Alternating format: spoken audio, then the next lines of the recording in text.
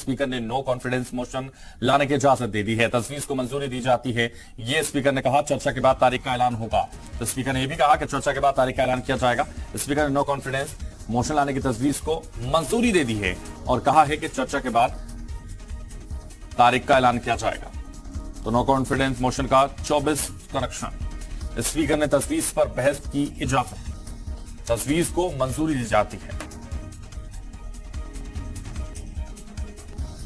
अध्यक्ष महोदय, मैं निम्नलिखित प्रस्ताव के लिए सदन की अनुमति चाहता हूं। ये सभा मंत्री परिषद में विश्वास का अभाव प्रकट करती है। मैं उन सदस्यों से जो इस प्रस्ताव की अनुमति दिए जाने के पक्ष में ये अनुरोध करता हूं, वो अपने स्थान पर खड़े हो जाएं।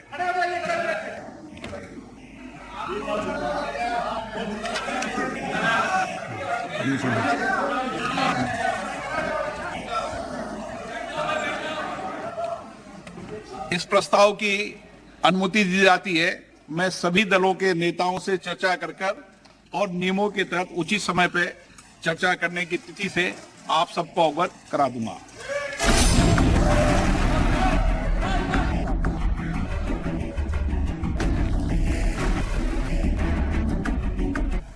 अपोजिशन का इत्तेहाद नया है, इसलिए जोश भी नया है।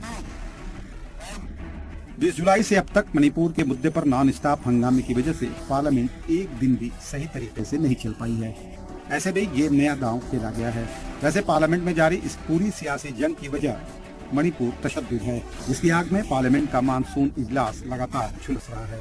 पार्लियामेंट में चर्चा का माहौल बन नहीं पा रहा। अपोजिशन लगातार पीएम के बयान की मांग पर अड़ा है, तो सरकार की तरफ से वजीर दाखिला ने महासम्मान रखा है।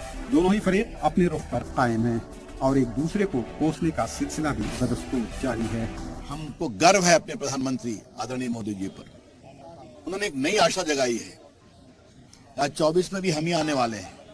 दुनिया भी यही जानती है, देश भी यही जानता है, विपक्ष भी ये समझता है, लेकिन बार बार विरोध करना, वो मान चुके हैं कि उन्हें सत्ता में नहीं आना। ये उनका अहंकार बोल रहा है। जब आदमी अहंकारी हो जाता है ना, तो इसी तरह की बात करता है। सवाल ये है कि ये एक प्रोसीज्योर है। संसदीय प्रणाली में हमेशा इस तरह इसका इस्तेमाल होता है, नो कॉन्फिडेंस मोशन का। जब भाजपा अपोजिशन में थी, दूसरे भी नो कॉन्फिडेंस लाया। पार्लियामेंट के इजलास से पहले इंडिया इत्तेहाद बना और इजलास के पहले दिन से ही नया इत्तेहाद अपनी ताकत दिखा रहा है। ऐवान में मुजाहरे के दौरान नारों में भी INDIA का इस्तेमाल हुआ, तो बैनर पोस्टर में भी INDIA ही दिखाई दिया। अपोजिशन के इस इंडिया इत्तेहाद पर वजीर आजम मोदी ने मंगल को बीजेपी पार्लिमानी बोर्ड की मीटिंग में पहली दफा अपने रद्द अमल का इजहार किया, जिसमें ईस्ट इंडिया कंपनी से लेकर इंडियन मुजाहिदीन और PFI यानी पॉपुलर फ्रंट ऑफ इंडिया का जिक्र हुआ। इन सब में इंडिया नाम कॉमन है और अपोजिशन भी इंडिया नाम को लेकर गेम चेंजर मान रहा है। मगर मोदी ने जिस अंदाज में अटैक किया, उसके बाद नाम वाला घमासान नए सिरे से शुरू हो चुका है। जैसे पहले किसी ने इंडियन नेशनल कांग्रेस लगा तो पता चला पूरे भारत को रिप्रेजेंट कर रहे हैं। ऐसे कुछ ऐसे आतंकवादी संगठन भी हैं, वो भी इंडिया के नाम से रख रहे हैं। लेकिन अब भारत बदल चुका है।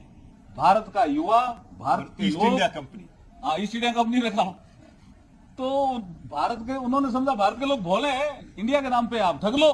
लेकिन अब भारत के लोग समझ चुके हैं, भारत के लोग भारत को विकसित राष्ट्र ही बनाना चाहते हैं।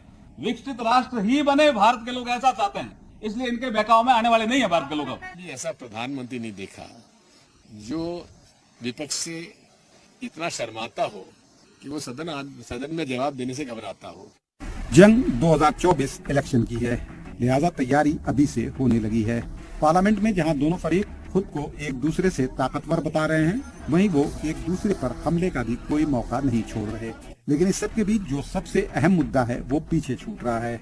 मणिपुर तशद्दुद को लेकर पार्लियामेंट में एक बार भी बहस नहीं हुई है और मुतासरीन आज भी इंसाफ के इंतजार में जिंदगी बसर कर रहे हैं।